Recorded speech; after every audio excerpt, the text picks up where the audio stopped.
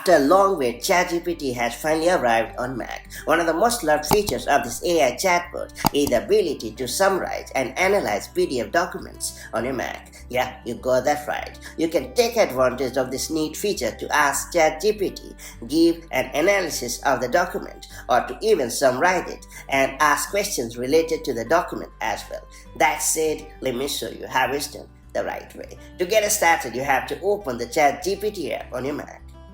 After that, click on the pay-per-click icon next to the text entry box. Then select the PDF that you want to upload and have ChatGPT summarize and analyze for you. Next, you can type in a request associated with the PDF file like "Analyze this document for me" and then hit return.